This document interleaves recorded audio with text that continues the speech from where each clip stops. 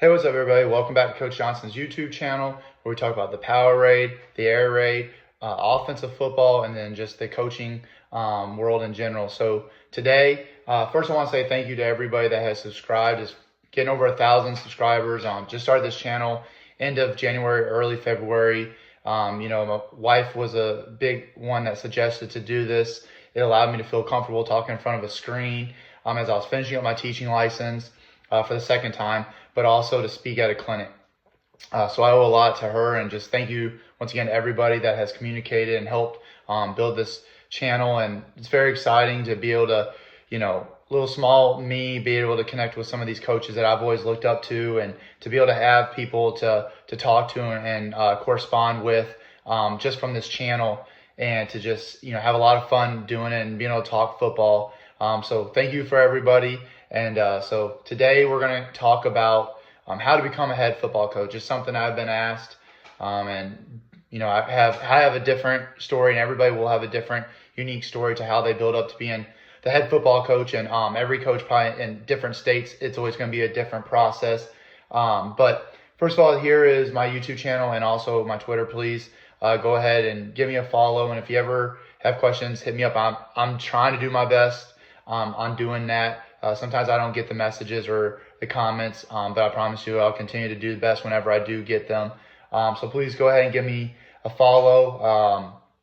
And if you have any questions on any of the videos that are on the channel, or any questions about this one, I'm definitely down to correspond and all that good stuff. So let's get started.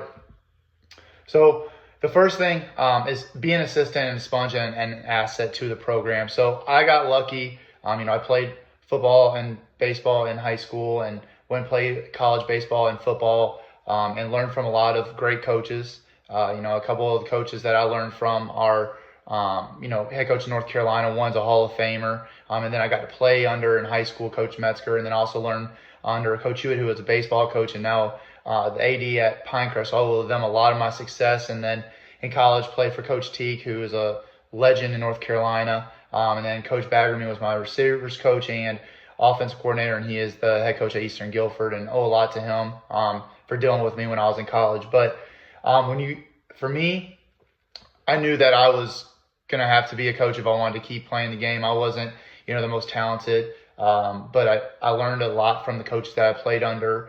And I got lucky after my college years of playing. I got to go and coach under Coach Metzger and Coach Hewitt at Pinecrest. So, some people have to find a program, whether you're living somewhere you've never lived before and you just want to get back into coaching. Maybe there's a way that you have your resources, connection, experience. So for me I used my connection experience as much. I didn't want to go back to Pinecrest to start off coaching career and going back to my hometown. It was a very easy way for me to get back into coaching, and not just for football, but also baseball. And I was able to go back, and I was a teacher assistant working with exceptional children for my first 2 years. And I realized I wanted to be a teacher. It was a way to be in the building, a way to be on the front lines with the students. And so, I was able to go back to Pinecrest. But I know that some people just use your connections. I've helped out, former players. So, my former coach had me come back. And so that's another way of going back into your high school, or maybe your coach is somewhere else. But use your connections and experience, and get yourself out there with your resources to find a place that, fits. And then the next one is realize if you want to be, if you're trying to be a head coach, you're going to have to be in the building. Very few coaches are out of the building. At least I know in North Carolina, a lot of them prefer you to be in the building. When I was in Wisconsin, I wasn't a teacher, but I was a strength coach for the entire school. So I was doing that, and that's how I was in the building in the morning and the afternoons. And if I ever was needed during the day, I was able to be there.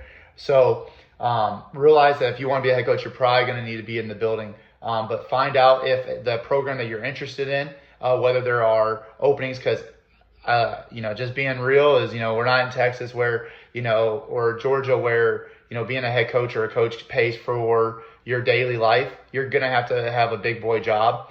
So, you're going to have to make sure that you have either a teaching job or something else lined up that you can be in the building whenever you're needed. In case something ever happens with kids, or if there needs to be meetings, you have to be able to be available. So always make sure that you reach out to any school that you're going to be an assistant at. Try to be a teacher, see what positions are open up, not just the football side, but also the daily side, of being a teacher. For me, I always think, make sure that you have a mentor, that somebody that you're willing to just be a sponge and you're going to learn everything from.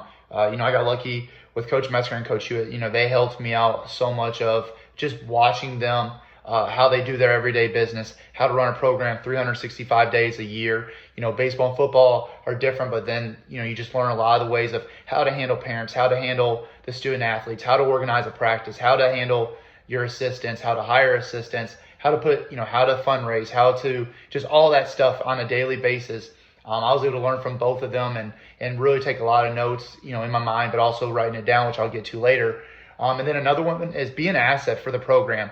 Realize that you can come in, you're going to work a lot of hours. Just understand that as an assistant, and you're going to be having your own position group, which will teach you, how to write your own practice plans, how to handle the, communication within just the kids that are in your little group, and then being able to how to handle the X's and O's, and all that good stuff of being an asset. Like I said, to help your head coach and to do everything that you possibly can. Ask them, hey, how can I help you? What can I do more? And build yourself up to have a little bit more ownership over, I did for 4 years. So, whether it's, 2, 3, 4 years, come in and do anything and everything you can for your head coach, because they're going to really appreciate that. And it's also going to teach you the steps it's going to take to be a head coach. And it's also good to be a part of that program and taking that ownership, and it'll make you feel something when you lose, and it'll make you even hungrier and then enjoy those wins, and then realize, man, those wins are something else. But building a program and being a part of something bigger than yourself, like I tell the kids all the time, but I go back and I think about it for the 4 years of being at Pinecrest during some of the highlights. It was watching it from where it was to then was really special, and being a part of all that.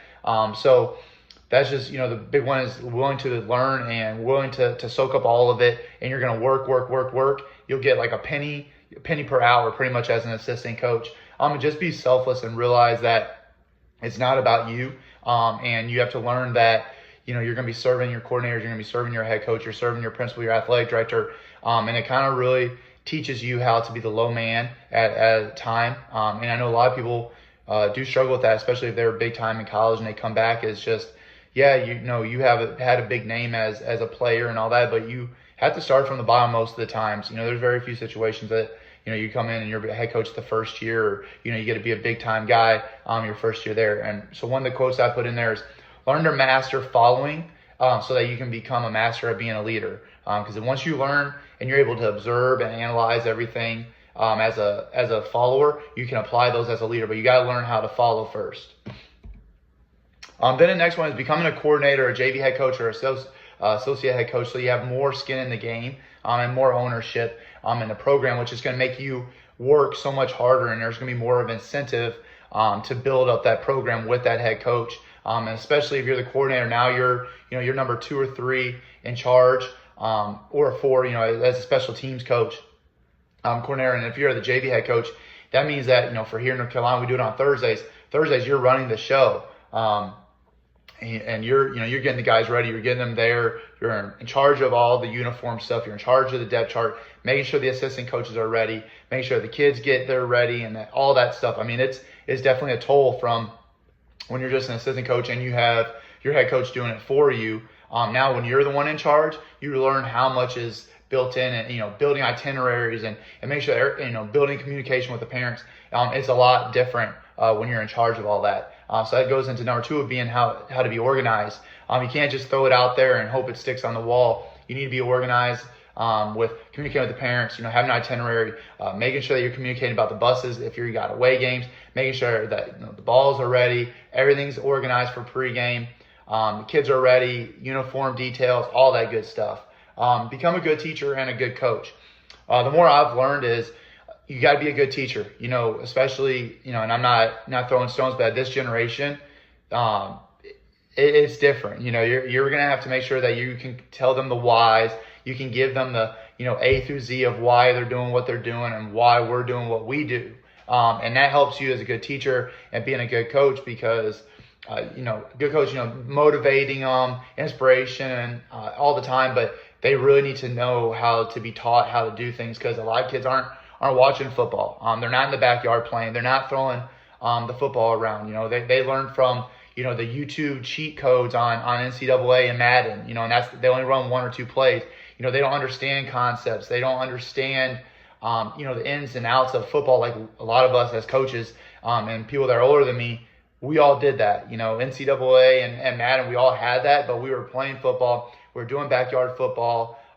We understood the concepts, how one person it might have the ball thrown their way, but there was 1 through 10 other things that had to go right with your position group in order for you to get the ball, and you might not always be the one that gets the ball. So there's a lot of things that this generation just doesn't quite understand, like what we did.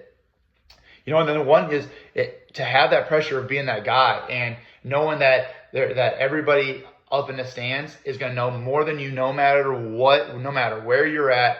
Doesn't matter how many wins, doesn't matter anything. When you have that pressure on you and everybody knows more than you, then it's just different. You will understand once that happens. If you have never had to call plays or never had to make, you'll never understand, because Nick Saban said it best is you'll not make anybody happy. And if you want to, go sell ice cream. And I'll guarantee you nowadays, you couldn't even sell ice cream without somebody complaining or without somebody saying that they're the expert and that you don't know what you're doing. So you have to feel what that pressure is so that you can know how to handle it before you have to be the guy. Otherwise, that pressure and hearing the chirping on the outside, it can get to you after a while, and you need a couple of years of experience to deal with that. But also answering to the refs and how to handle the refs and communicate with them.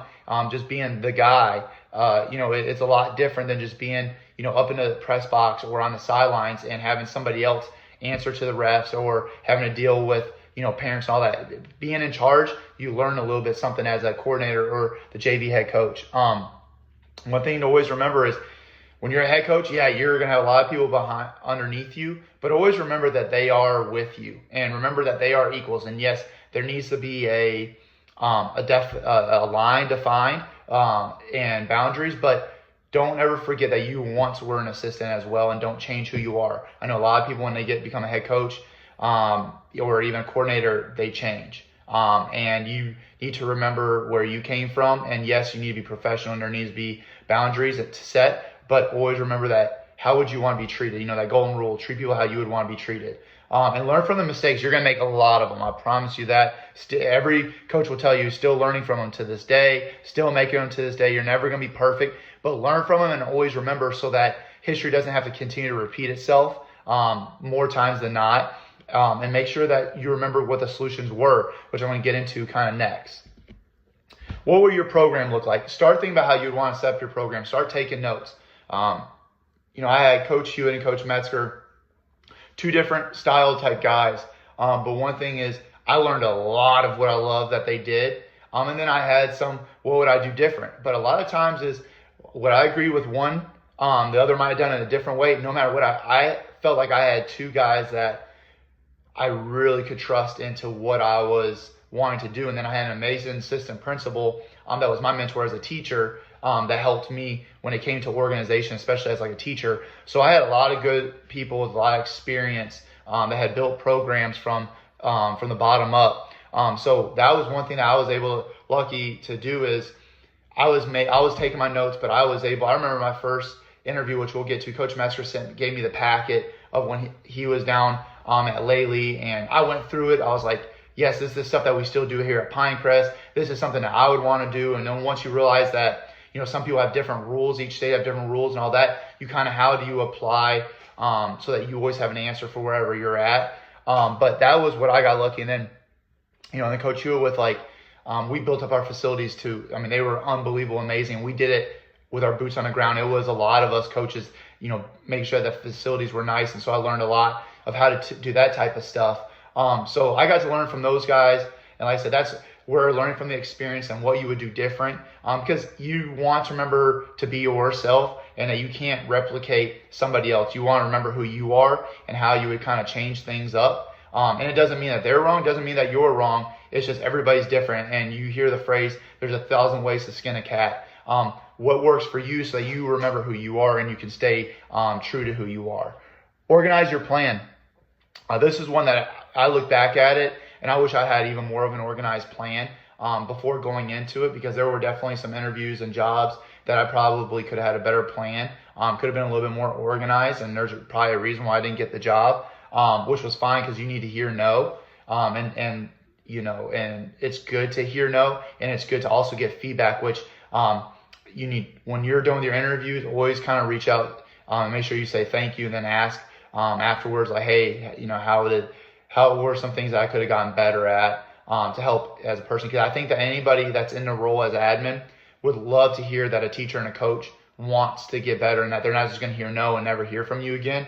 I've always reached out, and I even reach out, or I even talked to the people that hired me of, hey, what could I have done better? What did somebody else maybe do a better job than I did when it comes to the interview process? Because I just always want to continue to learn. And that was the one thing for me, is organize your plan. And what I mean by that is, it kind of going to that number 5 is organize and keep notes of your program building presentation. So I keep editing that from when I first started, of organizing your program building.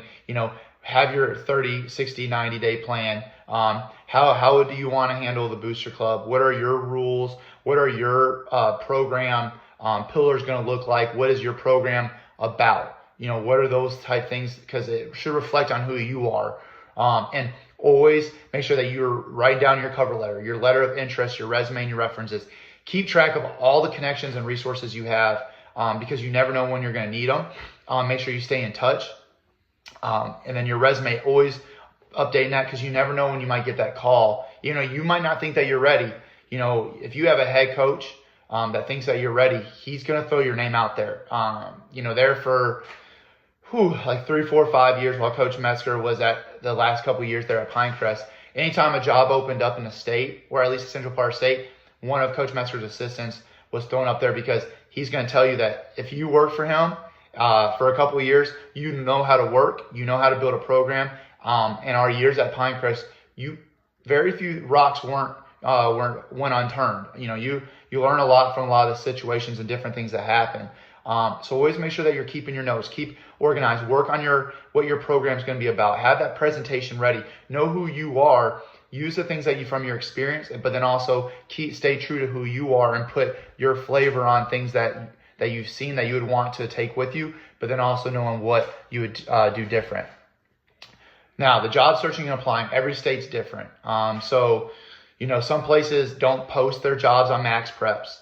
When I got my first head coaching job, it was Lake Mead Christian Academy out in Henderson, Nevada. I saw theirs on Max Preps. All right, private schools in all the states have a lot of different ways. Texas has their own webpage that has all their openings. You're not going to see theirs most likely on Max Preps. There's going to be Twitter pages that are going to have it. There's Football Scoop. There's going to be, for like North Carolina, sorry. You're gonna hear probably a lot of that, just like anywhere else, through the grapevine. But you'll hear high school OT always lets people know. Make sure you're paying attention on the social media. Have your connections. Like a lot of people, if you know the right people, they'll know of every job that's going to open up, and they might have connections to help you get into that job. Then once you hear the jobs are open, make sure you're researching. Make sure you know what you're getting yourself involved in, so that you can make a list. I always have made a spreadsheet of jobs that have opened up, and then I go through and I do research based on some of the criteria that I like to do it, and I'll either put a red or a green. And if I put a green, then I'll go into the next one where I'll send an interest email where it'll be a paragraph long, just explaining who I am, why I'm interested, and then I'll have a couple of questions that I need to know with me having a family, being a teacher, how the pay is, and some of the things that I like to make sure that we have for the job going forward. Because if they don't have it, maybe it's not worth it. So then you take the green, and after you get your interest email, if you don't like what you hear back, then you can read that one out, and now you go on to the next round and keep the schools that you're still interested in. And I also, with that interest email, I'll send out my resume. I'll do my cover letter or letter of interest. I'll have my outline. I have a whole portfolio that I'll send once I've had dialogue with those schools, so they know that I'm serious about it, and I'm not just throwing my name out there for no reason. And then number 6 is your references. Make sure that you have a great references in every school, or if it's a different state, you might have people that have connections So, make sure that you have a good reference list and have it ready, because if they tell you that, hey, they need you to do it because it's district mandated that you fill out an application, it's nice to just be able to copy and paste instead of having to do all that while you're doing it. So have their reference sheet ready to go. The interview process. This is going into like that last little bit of how to become a head coach. So I just said, kind of like through email, you're going to do an email chain. You're going to send out your email with all your information, letting them know that they're interested. And then every state, every job that I've had has been different. A couple of them will do a pre-screening. They'll call you for about 5 minutes to tell you about the job or to ask you questions based on the resume or the email that you sent you. And they'll gauge if it's a good interest or not. And a lot of the states, I feel like North Carolina, we're one of the top 10 states in the country when it comes to taking high school football serious. And so a lot of those states, they're going to pre-screen. And especially if you are looking at like a Lutheran, a Christian, a Catholic school, they're going to definitely probably do a pre-screening based on your background and your character, that stuff. And then you'll get your first round. And I'll tell you, that first round, sometimes it might only be about 10 to 12 questions. And a lot of it is going to be about being a teacher or just being a good adult or somebody in charge. A lot of people think that it's going to be about the X's and O's. A lot of times it's going to be about being a teacher or how would you build the program. You might not even talk about X's and O's. They'll ask you about how are you going to take care of the facilities, or what would your practice plan be at a certain point on a Tuesday. How are you going to bring in assistant coaches? What is your philosophy for the program? How are you going to turn your philosophy based on how the school is? How are you going to make that happy marriage together? And then the second round is where, you'll start probably talking about football. The first round, sometimes it might not be in person. That's usually a time where you might be able to do Zooms. Like I've gotten them from out of state, and that's where you're going to do your Zoom calls. And it's going to, and they're going to spend time with you. And then if you do a great job, then your second round could be Zoom or could be in person. I've had to fly in places. I've been able to do a Zoom where I've done a presentation. I've done where I was a finalist, and you step into a big gym and there's 16 people and it's rocket fire blazing questions at you. So there's a lot of different between the first, second round and then going to the finalists.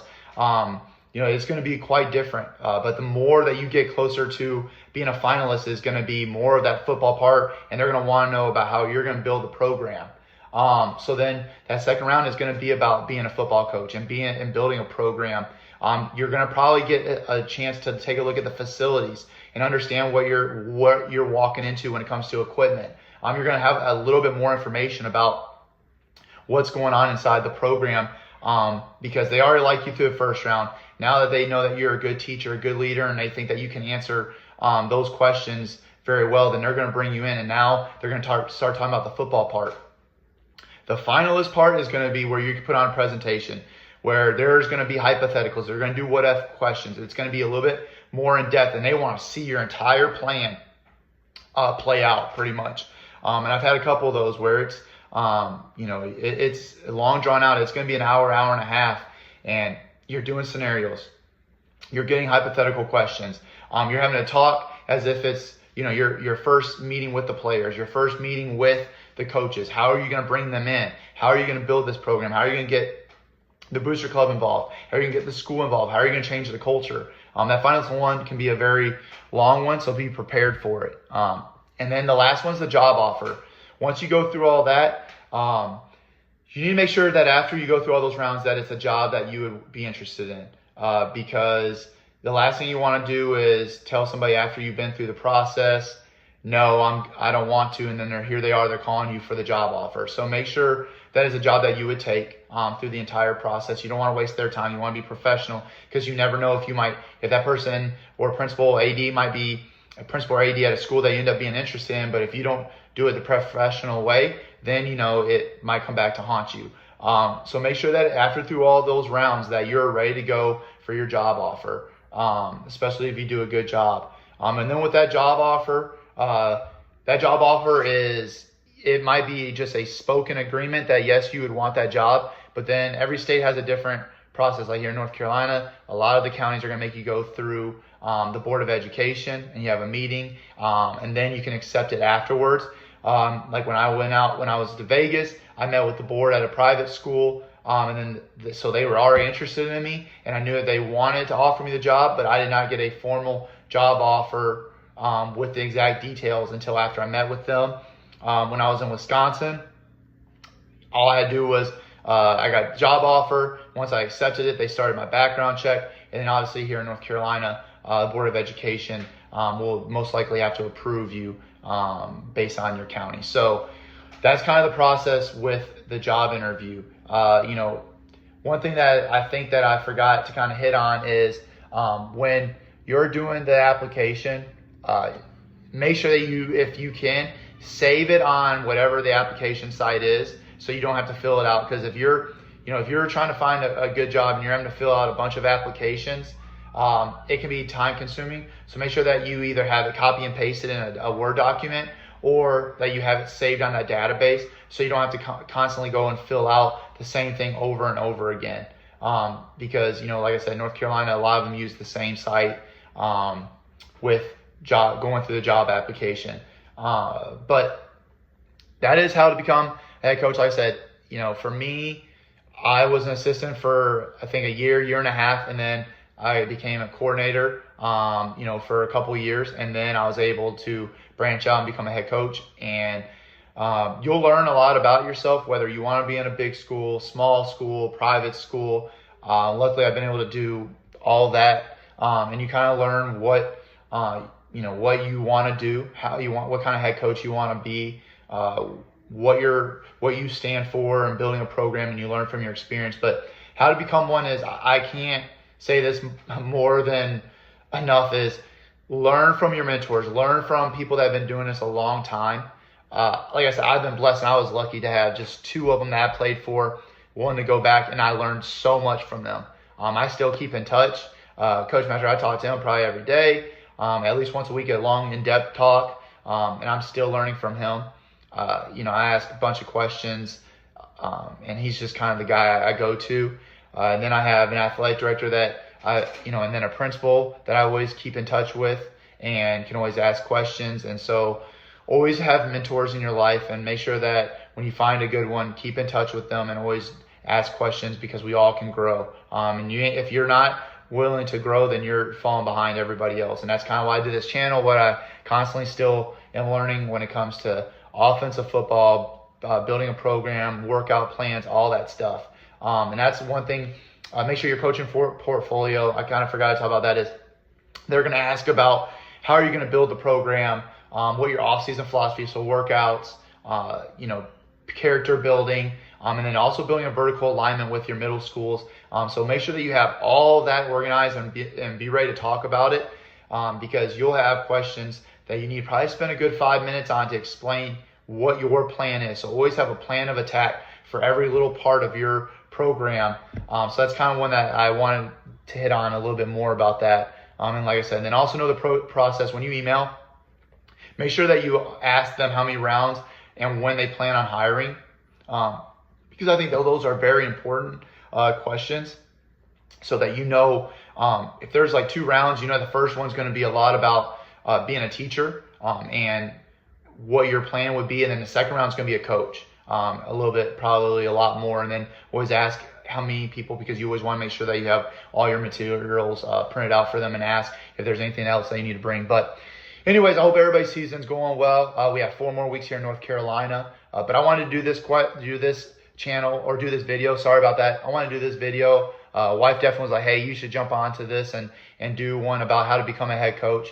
So this was one that I had fun doing. I love making the spread, or not spreadsheet, but the presentation, and really thinking about reflecting on what I can help bring to coaches that have not been a head coach before. And hopefully you got a little nugget of information on this. And if you have any other questions, please just let me know, comment on here, follow me on Twitter, and DM me. But everybody else, have a great Sunday, and go Pack Go.